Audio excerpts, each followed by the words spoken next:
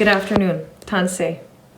My name is Michelle LeClair, and I am here humbly seeking your support as Vice President of the Métis Nation-Saskatchewan in the upcoming election, May 29th, 2021.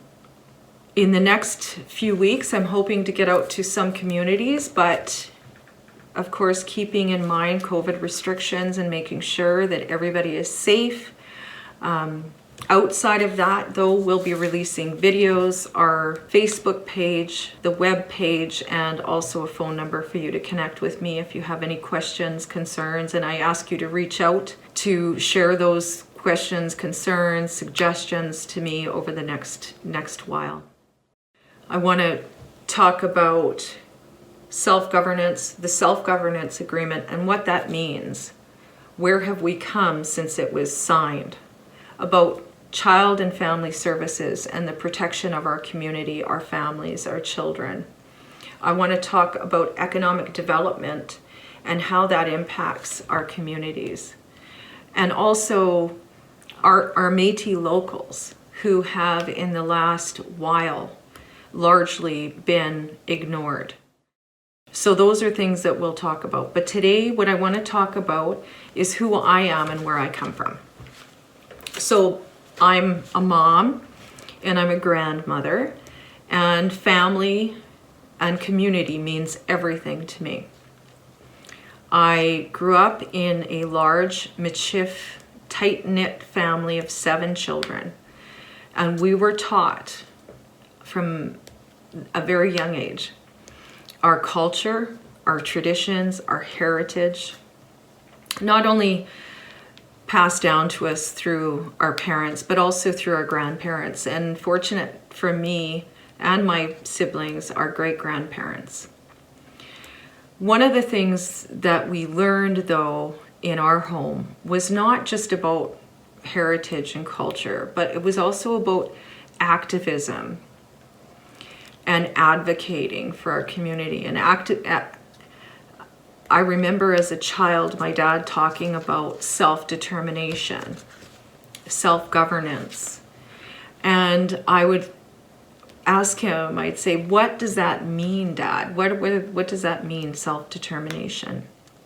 And basically he would tell us that it was being the boss of yourself, which translates, of course, to now talking about we determine who we are. We determine who our community is. We determine our needs. We determine what our governance structures look like. Not the federal government, not the provincial government. We do. And we are still the bosses of ourselves. As an adult then, I decided to go to law school in 2001. I convocated with my law degree. From the encouragement of not only my family, but people like Jim Sinclair and Harry Daniels, because by then I had already served our nation in a couple of ways. One was in about 1993, in my early 20s, I became part of the Métis women's movement in Saskatchewan. I sat on the board, and I was fortunate enough to be involved with the Charlottetown talks. And there shortly after, or around that time, I was elected as an area director in Northern Region 1. And I learned a great deal about politics. I learned a great deal about our people. And the other thing that I was fortunate to have was I was given the portfolio of veterans. And the veterans file taught me a number of things, one of which is we have to find common ground. We can disagree, we can argue about points that we feel we're passionate about, but at the end of the day, we need to find common ground. And I worked with the veterans who were still around then, which we had lots, and I was so honored to be able to collect their stories, to help them navigate the system. We were doing Senate hearings for Indigenous veterans. And I was fortunate to work with some of the great war heroes of the Second World War. Stan DeRocher, Vital Morin, Edward King, and the late great Charlie Fosanov. And I learned so much about their wartime experience, that they fought for freedom for Canada and other nations, yet to come home and to be treated unfairly. And their fight was always a common goal. They might have had different opinions about what was happening in the community, but when it came to their rights, there was always a common goal. I also have experience working with the Metis Nation, Saskatchewan. I was Speaker of the House for many years and Assistant Speaker. I have been honored and privileged to serve as chair of a number of Métis National Council meetings, Métis National Council of Women, also a number of nations throughout the Métis Nation, Manitoba, British Columbia, so on and so forth.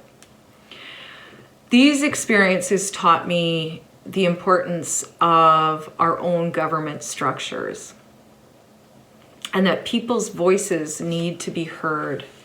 And more significantly, that our people will fight to the end to protect the rights of the Métis. And when you're in those meetings, people aren't talking about their own individual, issues. They're talking about what the Métis Nation needs. And it still happens today. Unfortunately, the annual General Assembly is almost being taken away from us so that people don't have a voice. Let's make sure that they have a voice. I've been involved with co-creating Métis Days, which for me showcases our culture not only to our own community but to other communities, building understanding. We've been through some pretty crazy times with COVID, and we managed to pull off a virtual Métis Days last year. I work for a large Métis organization here in Saskatoon as a Director of Human Resources and Policy Development. Of course, I'm on leave right now. But the role has included, obviously, research, development, proposals, managing large projects, financial management, negotiation, that sort of thing. And it's been an honor and a pleasure to work with that organization. I've also represented families who are losing their children to the care of the Ministry of Social Services. We have to come up with a plan to stop this from happening. We have to create the capacity to continue to support our families. There's a lot of our families out there that are struggling. I continue to support that and will support that in this campaign. I've represented Mr. Bellimer and R versus Bellimer, which established harvesting rights down in the Coupal Valley. So from my perspective, the Métis Nation has not been supporting the rights agenda that I think we need to do. As a Métis person from a small Métis community, it's imperative that we support our locals and our people in those locals. Their voice in the locals and regions, and even as individuals, are not being heard.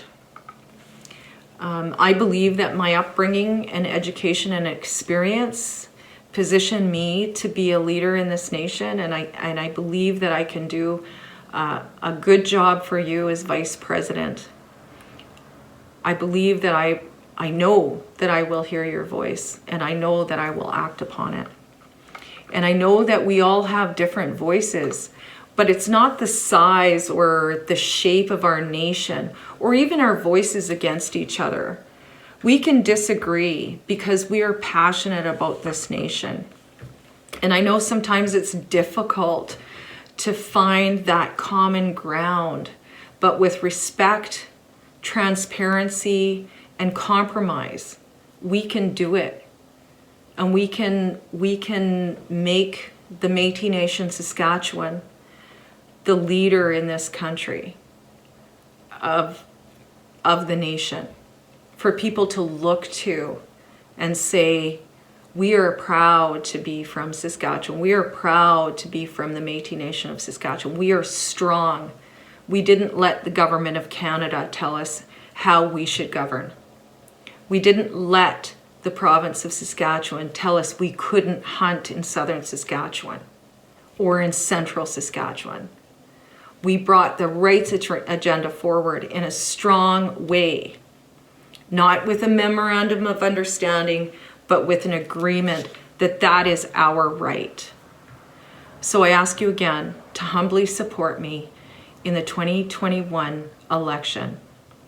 And we'll see you all on the campaign trail. Have a great day.